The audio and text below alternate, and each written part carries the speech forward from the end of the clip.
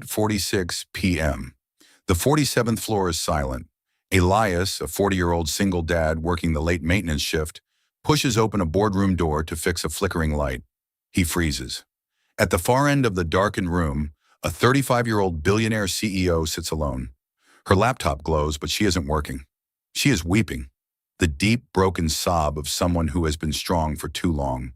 When their eyes meet, shame and exhaustion collide. This accidental encounter between a man who fixes buildings and a woman whose world is crumbling will change both their lives forever. Elias is a 40-year-old man whose life is measured in the small, quiet moments of devotion rather than grand gestures.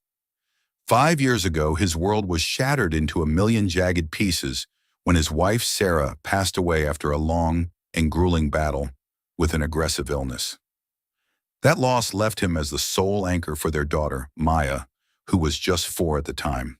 Today, Maya is 9 years old, a bright-eyed girl with a fierce intelligence who inherited her mother's infectious laugh and her father's quiet, unbreakable resilience.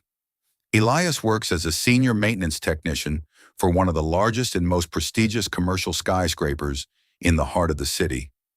It is a demanding, often invisible job that requires him to understand the complex, hidden veins and arteries of a massive glass and steel monolith. He knows every wiring harness, every humming pump, and the structural bones that keep thousands of office workers safe every day while they chase their dreams. Elias chose the late-night shift for one simple, unshakable reason that defines his character. He wants to be the heartbeat of Maya's daily life. By working through the night, he can be home when she wakes up, prepare her breakfast, walk her to the school gates, and most importantly, be sitting on the porch when she returns in the afternoon. His life is a delicate, often exhausting balancing act of love and physical labor. Every afternoon before he heads to the towering glass monolith of his workplace, he sits at a small, scarred wooden kitchen table, helping Maya navigate the complexities of her math homework. The golden afternoon sun filters through the window, catching the dust motes dancing in the air as they work through long division together. One afternoon, while Maya was struggling with a particularly difficult word problem, she looked up at him with eyes full of a child's sudden curiosity. "Dad, why do you always work at night when the city is asleep? Everyone else's dad in my class works during the day and wears a suit." Elias reached out, his hand rough and calloused from years of gripping wrenches and handling high-voltage cables, but his touch was as gentle as a summer breeze as he ruffled her hair. He didn't speak of the lonely, echoing hallways or the weight of the silence in the empty executive suites. Instead, he gave her the truth of his heart. "I work at night so I can be the first person you see when you have a story to tell from school, Maya. I'd rather be your hero in the afternoon than a stranger in a suit all day." To Elias, his job isn't a career or a ladder to climb. It is a sacred means to provide a sanctuary for the only person who truly matters in his world. On the other side of the glass and steel is Clara. At 35, she is the brilliant founder and CEO of a fintech empire that has disrupted the global market faster than anyone predicted. To the public and the media, she is a titan of industry, cold, decisive, and perpetually in control. She is the woman who stares down the most aggressive venture capitalists and makes million-dollar decisions in the heartbeat between breaths. She is the carefully polished face of modern success. But behind the closed mahogany doors of the 47th floor, the pressure has finally reached a lethal boiling point. Her company is currently facing a brutal hostile takeover attempt from a predatory investment group, and the weight of 300 employees' livelihoods, their mortgages, their children's educations, their futures, rests solely on her slender shoulders. Clara hasn't slept more than 4 hours a night in over 6 months. Her diet consists of cold coffee and the metallic taste of anxiety. She has become a ghost haunting her own life, a prisoner of her own ambition and the relentless expectations of the board of directors. While Elias finds his profound purpose in the small, tactile reality of Maya's math problems and the physical repair of a broken machine, Clara has lost her sense of self in the abstract, cold world of market shares, algorithms, and quarterly projections. They are two human beings inhabiting the same physical structure, separated by a vast, seemingly impassable gulf of class and circumstance. Yet, on this specific night, both are reaching a point of human exhaustion that only the other could truly recognize. Clara's world is a storm of data and betrayal, while Elias's world is one of simple, grounded truths. Tonight, those two worlds are about to collide in a way that neither of them could have ever designed in a boardroom or a blueprint. The encounter on the 47th floor was never part of the schedule. Elias was supposed to finish his circuit of the North Wing's electrical panels and head down to the basement locker room by 9 p.m. However, a minor, persistent flickering in the recessed lighting of the executive suite caught his professional eye. A small technical glitch that his deep-seated pride in his craft wouldn't let him ignore. He hated the idea of the important people coming in the next morning to a space that wasn't perfect. When he pushed open the heavy door to the boardroom, the air inside felt strangely heavy, charged with a thick, invisible grief that was almost tangible. Seeing Clara in that state of raw, unfiltered vulnerability was like watching a grand marble statue suddenly crumble into dust. The high-powered CEO, the woman who graced the covers of Forbes and Fortune, was doubled over her massive desk, her fingers buried in her hair, her shoulders shaking violently with the effort of holding back a scream that had been building for years. The room was a mess of high-stakes documents and discarded coffee cups, but all the money in her bank account couldn't buy her a moment of peace. When Clara heard the soft click of the door and looked up to see Elias, the mask of the Iron CEO tried desperately to snap back into place, but the hinges were broken. Her eyes were red-rimmed and bloodshot, her makeup ruined by tears. Her voice was a ragged, defensive whisper. "This floor is restricted. You shouldn't be here," she said, her hands frantically reaching for a stray tissue to wipe away the evidence of her collapse.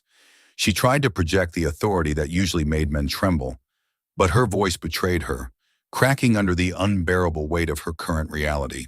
Elias stood there in his navy blue work shirt, holding his heavy leather tool belt, a man who had seen enough broken machines and broken hearts to know when a person was at their absolute breaking point. He didn't look at her with the condescending pity she would have despised. He looked at her with the quiet, steady recognition of a fellow traveler in the dark. "I'm truly sorry, ma'am. I was just here to fix that flickering ballast near the window." "I'll be out of your way in a heartbeat," Elias said softly. His voice was low and resonant, carrying a calm that seemed to occupy the frantic space between them. He began to turn toward the door, respecting the sanctuary of her grief, but he paused. He thought of Maya's math problems and how she would throw her pencil across the room when she couldn't see the answer. He thought of the way things always seem utterly impossible when the body is tired and the soul is hungry. He turned back and asked the simplest, most human thing imaginable. "Long day?" It wasn't an intrusion of a worker into a boss's life. It was an observation of one soul to another. It was a bridge of common humanity offered to a person who was drowning in a sea of her own success. Clara let out a short, bitter laugh that sounded more like a choked sob. She looked at her glowing laptop, at the spreadsheets that demanded more than she had left to give, and then at the man with the wrench. "You could say that. It feels more like a long, relentless year that just won't end."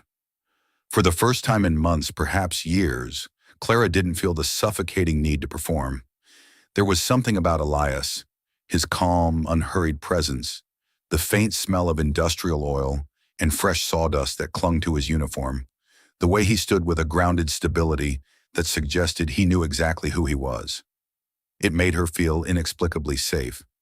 She realized she was exhausted from being the smartest, toughest person in every room she entered. She was tired of being the one who had to have every answer prepared 3 steps ahead of the question. In the quiet, dimly lit vacuum of the 47th floor, she began to talk. At first it was a trickle, complaints about the board and the investors, but soon it became a flood. She didn't talk about EBITDA, Series B funding, or market penetration. She talked about the crushing, paralyzing fear of failing the 300 families who depended on her signature. She talked about the deep, hollow feeling of being a fraud, of being a frightened little girl playing dress-up in a world of giants who were waiting for her to stumble. Elias didn't interrupt with useless platitudes or business strategies he didn't pretend to understand. He listened with his whole soul, the way he listened to the subtle hum of a skyscraper to find a hidden electrical fault. "My daughter Maya, she's 9, Elias began, leaning his shoulders slightly against the doorframe. His posture relaxed. "She's the smartest person I've ever met, but even she gets stuck sometimes. Whenever a problem gets too big for her to see over the top of it, she gets angry. She cries. She wants to burn the notebook. And I always tell her the same thing." Clara looked up. Her interest piqued despite her exhaustion. "What do you tell her?" Elias smiled, a small, weary, but deeply genuine expression that reached his eyes. "I tell her that problems always look smaller after you've had a chance to sleep. You can't fix a broken circuit in the dark without a flashlight, and you can't see the flashlight if your eyes are full of tears. Sometimes the most productive thing you can do is stop moving for a while." Clara stared at him, the simplicity of the statement cutting through the complex layers of corporate strategy that had been suffocating her. He wasn't talking about work-life balance or mental health days, phrases that felt like buzzwords in her world. He was talking about the fundamental physics of being human. He was telling her that she was a system under too much load and that she was about to blow a fuse. The conversation lasted for nearly an hour, a strange and beautiful anomaly in the heart of the corporate machine. The 47th floor became a neutral ground where the hierarchy of the building dissolved. Clara found herself telling this stranger things she hadn't even confessed to her closest friends or her therapist. She spoke about the devastating loss of her father, the man who had built the first iteration of this company with his bare hands, and how she felt his silent shadow watching her every move, judging every mistake. She admitted that she was terrified of the upcoming board meeting, where she might lose the very legacy she had sacrificed her youth to protect. Elias, in turn, shared the heavy story of Sarah's passing. He spoke about the long, quiet months of hospital visits, the beep of the monitors, the way the world heartlessly keeps spinning even when your own heart has stopped, and how he had to learn to be both the soft mother and the strong father to a little girl who was asking questions about heaven that he didn't have the answers to. "You deal with high-priced lawyers and aggressive investors all day," Elias said, his voice acting as a steady anchor in the darkening room. "They talk in numbers, contracts, and abstract threats. But at the end of the day, even a skyscraper like this is just stone, glass, and steel. If the foundation is cracked, it doesn't matter how beautiful the view from the penthouse is. You're the foundation of your company, Clara. If you break, the whole thing goes down with you. You're trying to save the building while your own house is on fire. You have to put the fire out first before you can worry about the architecture."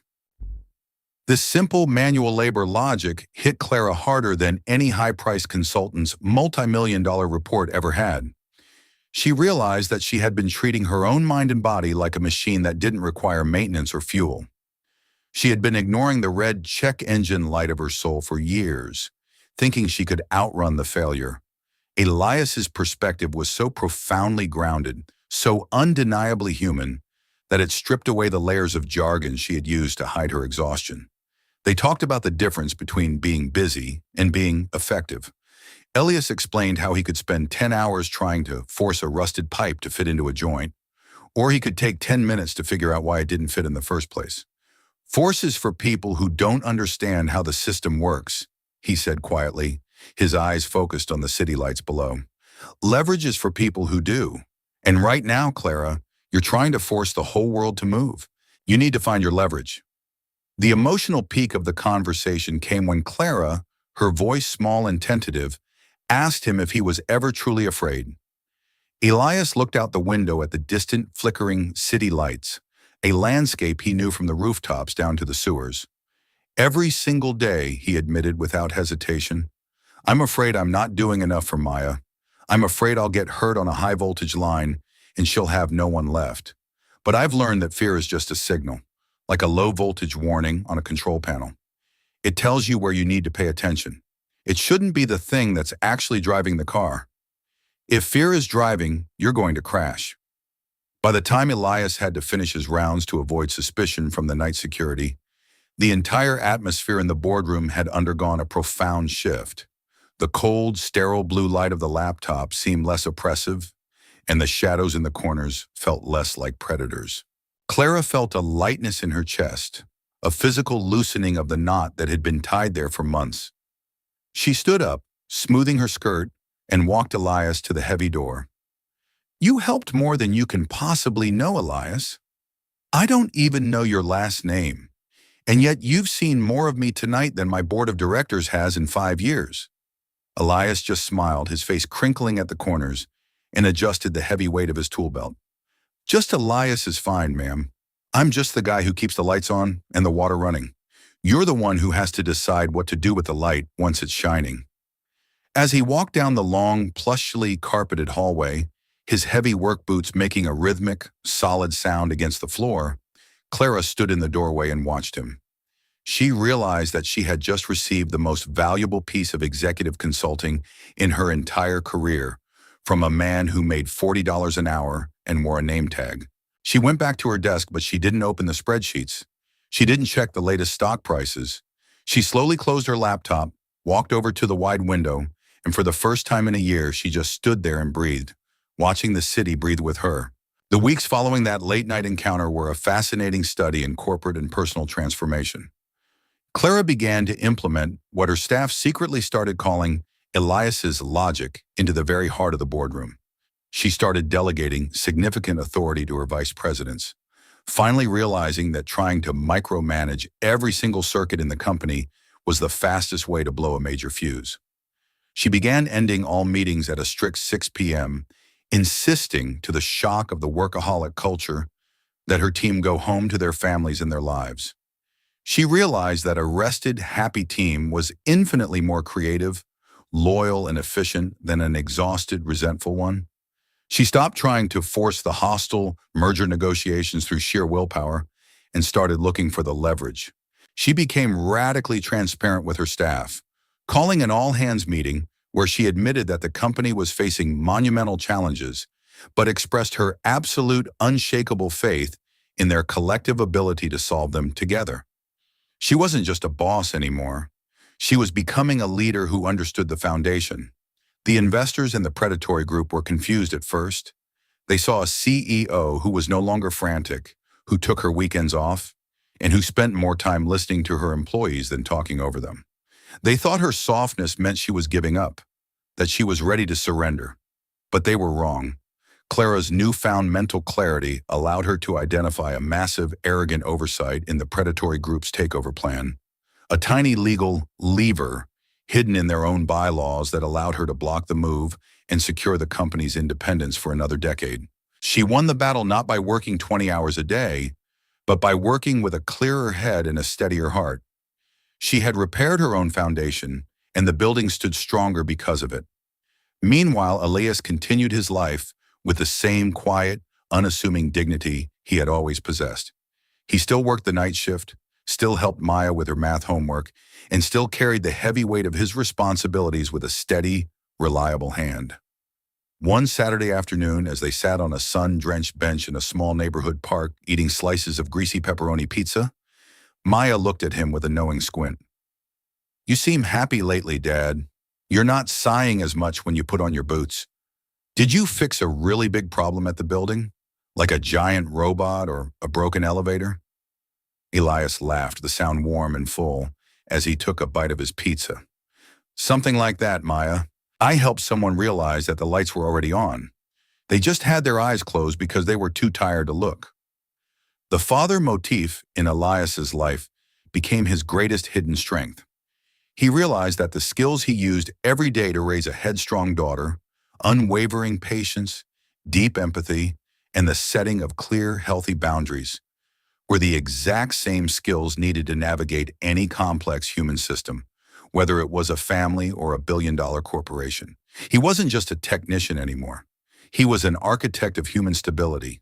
He started a small, unofficial mentorship program for the younger maintenance workers, teaching them not just how to fix a high-pressure boiler, but how to manage the unique stress and isolation of the night shift.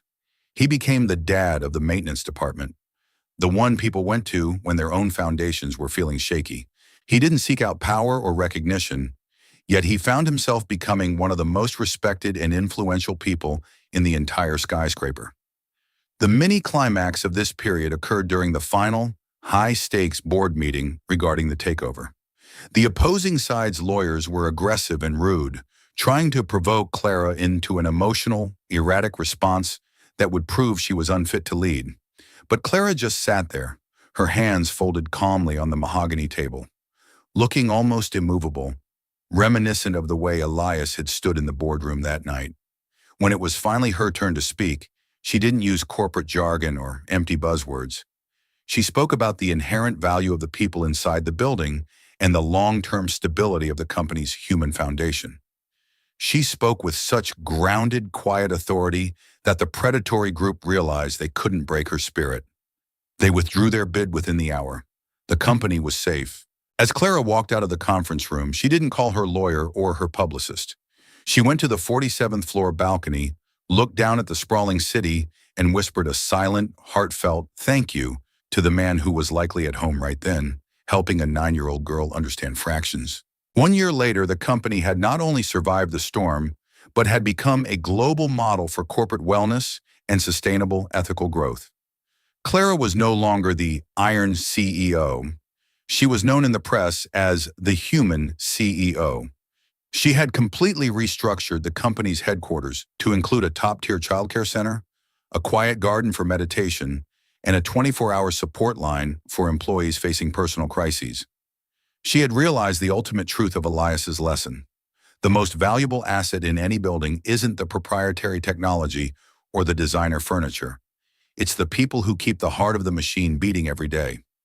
One evening, as she was leaving the office at a reasonable 6:30 p.m., a habit she had strictly maintained, she saw a familiar figure in the grand marble lobby. Elias was there, but he wasn't in his navy blue uniform.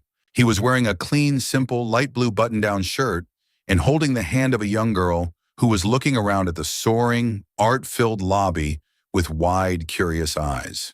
It was Maya. Elias was showing her where he worked, explaining with great detail how the glass elevators functioned and how the lights stayed on, even when it was dark outside. Clara walked over, her heart racing with a strange, warm sense of homecoming. "Elias," she called out, her voice full of genuine affection and respect. Elias turned, and a slow, familiar smile spread across his face. "Clara, good to see you. You're actually leaving while the sun is still up." Clara laughed, a bright, healthy sound that echoed in the lobby. "I learned from the best technician in the city. I realized that if I don't go home, the people who work for me won't feel like they can either. A leader has to set the voltage." She knelt down to Maya's level, ignoring the expensive fabric of her suit. "And you must be the famous Maya. Your dad told me you're a math genius and a future architect." Maya beamed, gripping Elias's hand even tighter, her eyes full of pride. "He says you're the boss of this whole giant building, but I think he is." Clara looked up at Elias, her eyes shining with a deep, wordless gratitude. "Not the whole building, Maya. Your dad is the one who really keeps this place standing when the wind blows. He helped me fix something very important a year ago, something I didn't even know was broken." Elias looked slightly embarrassed, his characteristic modesty still his defining trait. "I just checked the lights and the wiring, ma'am. That's all." Clara stood up and shook his hand, a firm, lingering connection between two people whose lives had been permanently altered by a single hour of unexpected honesty in a dark room. "You did far more than that, Elias. You showed me that even a billionaire can be dangerously poor if she doesn't have a solid foundation to stand on. You didn't just save a company that night, you saved a person from herself." As Elias and Maya walked out into the cool, crisp evening air toward the parking garage, Maya looked up at him with a look of pure adoration. "Did you really fix everything today, Dad?" Elias picked her up and swung her around in a circle, his laughter echoing against the massive glass walls of the skyscraper that he knew so well. "Not everything, Maya. No one can ever fix everything. But I fixed enough for today, and tomorrow we'll wake up and see what else needs a little light." They walked toward their car, a father and a daughter who were each other's entire world. While inside the building, the lights shone brighter and steadier than they ever had before, because the woman at the top finally knew how to keep her own heart running. He walked into that room by accident, a man with a heavy tool belt and a heart full of memories. But sometimes the right person appears exactly when you need them most, not with a miracle or a grand plan, but with a simple, grounded truth. We spend our entire lives building soaring towers of success, forgetting that the most important work always happens at the foundation. A single conversation, a shared loss, and a different perspective can change two lives forever. If this story touched your heart, please like and subscribe to the High TL Stories channel. Remember, the smallest light can guide the way through the deepest dark. And sometimes the best way to fix the world around you is to start by fixing the foundation within yourself.